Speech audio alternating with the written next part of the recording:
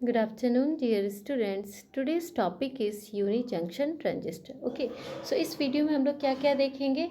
Symbol of UJT देखेंगे, equivalent circuit of UJT, structure of UJT, working principle of UJT and the VI characteristics of UJT. ठीक है, तो इतने सारे topics हम लोग इस वीडियो में कवर करेंगे. ठीक है, तो फर्स्ट हम लोग देखते हैं सिंबल ऑफ यूजिटी.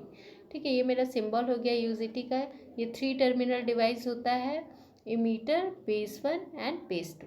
ठीक है, 3 टर्मिनल डिवाइस होता है, इमीटर, बेस 1 एंड बेस 2. ठीक है, अब इसके स्ट्रक्चर का बात करें तो ये मेरा स्ट्रक्चर है यूजेटी का. ठीक है, अगर आप स्ट्रक्चर में देखिएगा तो यहाँ पे एन टाइप सिलिकॉन बार दिया गया है जिसपे हम लोग पी टाइप को एम्बेडेड किए हैं और डिपॉजिट किए. ठीक है, तो ये जो बेसिकली मेरा क्या फॉर्म कर रहा है, एक पीएन जंक्शन फॉर्म कर रहा है. ठीक है, ये पीएन जंक्शन फॉर्म करेगा क्योंकि ये एन टाइप सेमीकंडक्टर मटेरियल है और यहाँ पे हम लोग पी टाइप डिपॉजिट किए, तो एक यहाँ पे मेरा पीएन जंक्शन फॉर्म हो रहा है. ठीक है, ये जो पॉइंट है ना, इस पॉइंट को हम लोग ईटा पॉइंट बोलते हैं. ये मेरा ईटा पॉइंट होता है. ठीक है, अब देखिए जो बेस टर्मिनल होता है यूजेटी के, उसके बीच में रेजिस्टेंस एग्जिस्ट करता है, इसलिए हम लोग जो मेरा यूजेटी होता है बेस टर्मिनल के बीच, ये एक ऑर्डिनरी रेजिस्टेंस की तरह बिहेव करता है. ठीक है, और ये जो पी होता है ना, यहाँ जो पी हम लोग डिपॉजिट किए हैं वो मेरा हैवली डोप्ड रहता है और जो एन टाइप लेयर होता है वो मेरा लाइटली डोप्ड रीजन होता है. ठीक है, तो ये मेरा स्ट्रक्चर हो गया. अब हम लोग देखेंगे इक्विवेलेंट सर्किट ऑफ यूजेटी. ठीक है, अगर इक्विवेलेंट सर्किट ऑफ यूजेटी का बात करें, ठीक है, तो यहाँ पे फर्स्ट ऑफ ऑल देखेंगे कि यहाँ P है और N है, तो ये जंक्शन फॉर्म कर रहा है. इट मीन्स एक डायोड यहाँ पे फॉर्म हो रहा है. ठीक है, ये मेरा पॉइंट ईटा पॉइंट, इसको हम लोग ए से डिनोट कर रहे हैं. ठीक है, ये मेरा बेस 2 है, ये मेरा बेस 1 है. ठीक है, इसके बीच रेजिस्टेंस है, तो यहाँ पे रेजिस्टेंस क्या हो गया RB2, यहाँ पे रेजिस्टेंस क्या हो गया RB1. अब देखिए ये जो मेरा रेजिस्टेंस RB1 होता है वो मेरा वेरिएबल होता है. ठीक है, ये रेजिस्टेंस मेरा वेरिएबल है. इन दोनों के बीच देखिए यहाँ पे हम लोग जब सप्लाई वोल्टेज प्रोवाइड करेंगे तो यहाँ पे हम लोग क्या वोल्टेज प्रोवाइड करते हैं, VBB, यहाँ पे VE वोल्टेज देते हैं और इन दोनों के बीच ये इसको ग्राउंड करते हैं. ठीक है, इन दोनों के बीच जो हम लोग वोल्टेज अप्लाई करते हैं उसको हम लोग ईटा VBB बोलते हैं. ठीक है, ये कैसे फाइंड होगा ये जस्ट हम लोग अभी जस्ट देखेंगे. ठीक है, तो हम लोग स्टार्ट करते हैं इसको. सो यूजेटी क्या होता है कि ये एक बना होता है एन टाइप सिलिकॉन मटेरियल से. ठीक है, इस पर बेस जो होता है इसका एन टाइप सिलिकॉन मटेरियल का होता है जिस पे हम लोग पी मीटर को एम्बेडेड करते हैं. ठीक है, और डिपॉजिट करते हैं. ठीक है, तो बिटवीन बेस 1 और बेस 2 के बीच में एक यूनी जंक्शन जो होता है वो बिहेव करता है एज ए ऑर्डिनरी रेजिस्टेंस. क्यों? क्योंकि वहाँ पे एक रेजिस्टेंस फॉर्म होता है, इसलिए ये एक रेजिस्टेंस की तरह बिहेव करता है. ठीक है, रेजिस्टेंस की तरह बिहेव करना इट मीन्स अगर वोल्टेज इंक्रीज कर रहा है तो मेरा जो करंट होगा वो भी मेरा इंक्रीज कर रहा है. इट मीन्स वो एक वहाँ पे ओमिक रीजन आ जाएगा. वहाँ पे क्या हो रहा है कि मेरा जैसे जैसे वोल्टेज इंक्रीज कर रहे हैं करंट का इंक्रीज और डिक्रीज हो रहा है, इसलिए हम लोग बोल रहे हैं कि वहाँ पे रेजिस्टेंस फॉर्म हो रहा है. ठीक है, सो बेसिकली 3 टर्मिनल डिवाइस होता है, इमीटर, और एक बेस होता है बेस 1 और दूसरा भी क्या होता है बेस 2. तो 3 टर्मिनल डिवाइस होता है. ठीक है, जो मेरा RB1 और RB2 है वो मेरा इंटरनल रेजिस्टेंस है. इसका वैल्यू जो होता है वो किलो ओम पे होता है, बहुत ही हाई रेजिस्टेंस होता है, हाई वैल्यू ऑफ रेजिस्टेंस होता है, किलो ओम्स में रहता है. ठीक है, सो यहाँ पे आपको एक टर्म मिलेगा इंट्रिंसिक स्टैंड ऑफ रेशियो. ठीक है, इंट्रिंसिक स्टैंड ऑफ रेशियो. ठीक है, ये क्या होता है जब हम लोग सप्लाई वोल्टेज अप्लाई करते हैं बेस 1 और बेस 2 टर्मिनल में, तो जो पोटेंशियल डिफरेंस होता है इसके बीच. ठीक है, यहाँ पे देखिए जब हम लोग इसके बीच हम लोग जब पोटेंशियल वोल्टेज अप्लाई करेंगे बेस 1 और बेस 2 के बीच, तो पॉइंट ए से लेके यहाँ तक का जो वोल्टेज होता है मीन्स इस आर के अक्रॉस जो वोल्टेज होता है वो मेरा क्या होता है, इसको यहाँ पे अगर हम लोग इसको वोल्टेज डिवाइडर रूल से फाइंड करेंगे तो हम लोग क्या लिख सकते हैं, VAB1. ठीक है, ये मेरा बेस टर्मिनल है, इस पॉइंट को क्या मान रहे हैं हम लोग.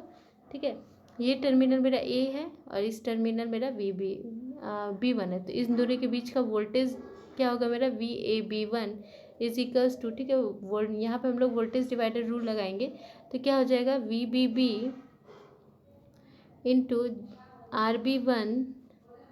RB1 plus RB2. ठीक है, तो ये मेरा आ जाएगा इसके अक्रॉस वोल्टेज. ठीक है, इसके अक्रॉस वोल्टेज आ गया. तो ये जो टर्म होता है ना इसको हम लोग स्टैंड ऑफ रेशियो बोलते हैं, जिसको हम लोग ईटा से रिप्रेजेंट करते हैं एन से. तो हम लोग इसको VAB1 को क्या लिख सकते हैं, एन ईटा ईटा VBB लिख सकते हैं. तो देखिए यहाँ पे जस्ट ये वोल्टेज यहीं पे लिखा हुआ है ईटा वी बी बी, ठीक है।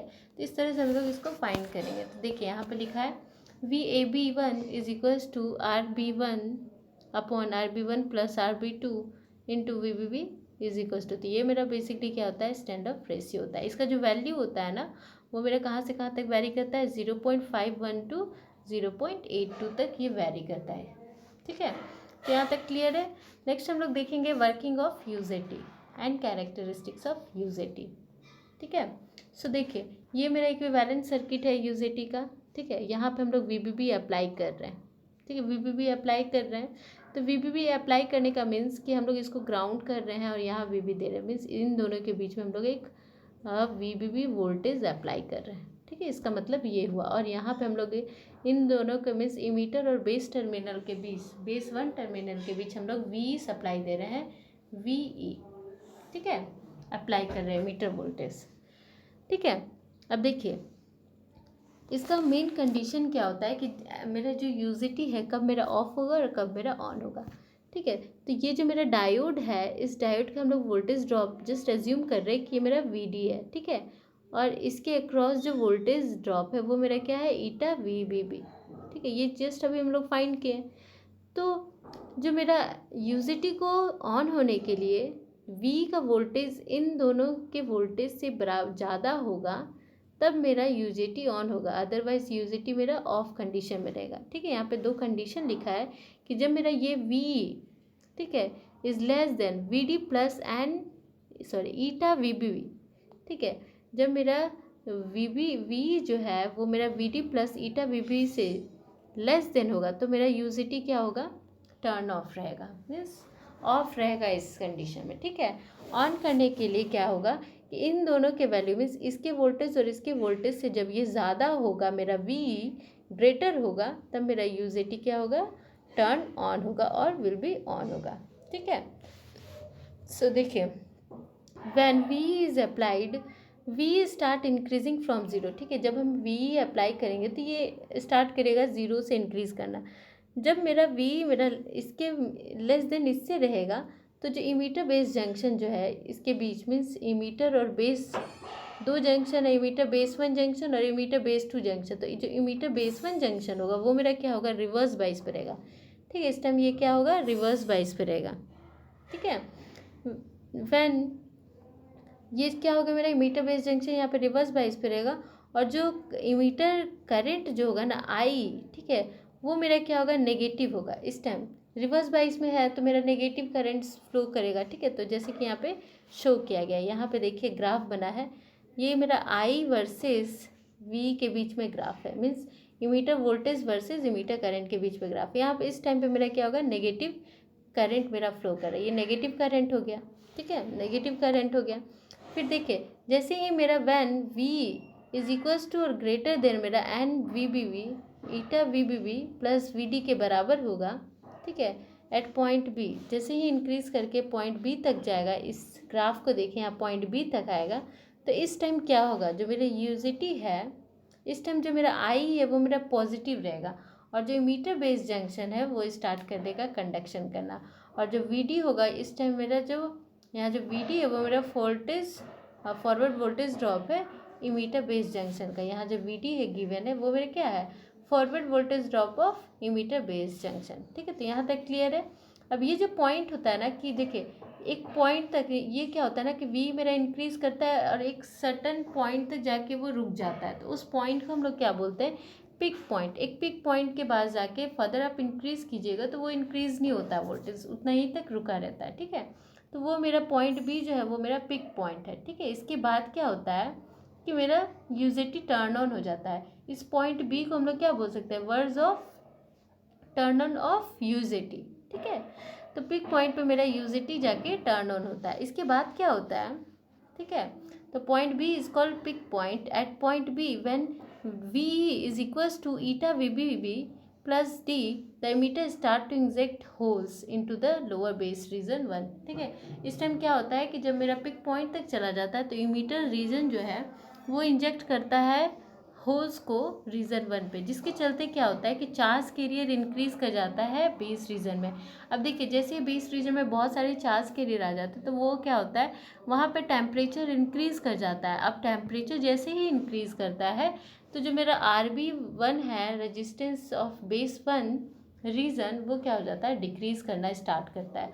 ठीक है, तो अब जैसे ही डिक्रीज करना स्टार्ट करता है तो जो मेरा पोटेंशियल होता है, जो वोल्टेज होता है, वो करंट की इंक्रीज करने से क्या हो जाता है, मेरा फॉल करता है। ठीक है, यहाँ देखिए आप इसको अच्छे से यहाँ से समझेंगे कि जैसे ही मीन्स यहाँ पे पिक पॉइंट तक आया तो ये जो इमीटर बेस रीजन था, तो इमीटर रीजन क्या कर रहा है, बेस रीजन पे इंजेक्ट कर रहा है होल्स को। तो होल्स को जैसे ही इंजेक्ट करेगा मीन्स वहाँ पे बहुत सारे चार्ज कैरियर आ गए, तो मेरा इमीटर करंट तो इंक्रीज कर गया। ठीक है, करंट इंक्रीज कर गया, लेकिन इस केस पे क्या होता है, वोल्टेज मेरा डिक्रीज करता है। ठीक है, वोल्टेज मेरा डिक्रीज करता है इस केस पे।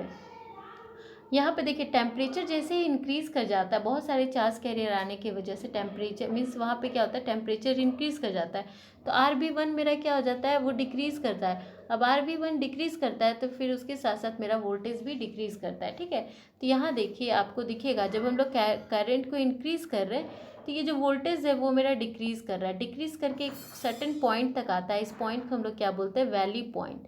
ठीक है, वैली पॉइंट। ये पॉइंट के बाद जो मेरा जो मेरा UJT होता है वो मेरा टर्न ऑफ हो जाता है। ठीक है, वैली पॉइंट के बाद। ठीक है, अब देखिए यहाँ पे आया तो पॉइंट C जो हो गया वो मेरा क्या हो गया, वैली पॉइंट। ठीक है, point C is called valley point. At this point entire base reason is saturated and the resistance RB1 does not decrease any more. ठीक है, इसके बाद देखिए एक सर्टेन होता है ना कि मान लीजिए कि टेम्परेचर इंक्रीज कर गया तो मेरा रेजिस्टेंस चलो डिक्रीज कर रहा है, तो डिक्रीज करके एक सर्टेन पॉइंट तक ही डिक्रीज करेगा, उसके बाद वो फर्दर डिक्रीज नहीं करता है। उसके बाद वो क्या होता है, सैचुरेट रीजन पे चला जाता है। तो पॉइंट जो वैली पॉइंट के बाद जो मेरा UJT होता है वो मेरा सैचुरेट पे चला जाता है। ठीक है, so between peak point and valley point UJT exhibit negative resistance characteristics used in SCR triggering circuit. ठीक है, जो मेरा SCR को ट्रिगर करने के लिए जो यूज़ होता है वो मेरा जो रेजिस्टेंस होता है ना, मीन्स पिक पॉइंट और वैली पॉइंट के बीच में जो ग्राफ होता है वो मेरा एग्जिस्ट करता है negative temperature negative resistance characteristics. यहाँ पे आप देख सकते हैं। ठीक है, यहाँ पे आप देख सकते हैं कि जैसे ही मेरा करंट इंक्रीज कर रहा है, मेरा वोल्टेज सडनली जो पिक पॉइंट से वैली पॉइंट तक क्या हो रहा है, डिक्रीज कर रहा है। तो ये जो स्लोप डिक्रीजिंग का है, इसलिए इसको हम लोग क्या बोलते हैं, नेगेटिव रेजिस्टेंस कैरेक्टरिस्टिक्स। ठीक है, अब ये जो मेरा ग्राफ है वो 3 पार्ट्स पे डिवाइडेड है। तो ये जो फर्स्ट पार्ट है ये मेरा कट ऑफ रीजन है। क्यों कट ऑफ रीजन है, मीन्स पिक पॉइंट की इधर आप देखिएगा तो मेरा जो UJT है वो ऑफ है। ठीक है, इसलिए इसको हम लोग क्या बोलते हैं, कट ऑफ रीजन। ठीक है, UJT मेरा ऑफ है। अब यहाँ पे देखिए एक्टिव रीजन, मीन्स ये जो negative temperature negative resistance characteristic जो मेरा शो कर रहा है।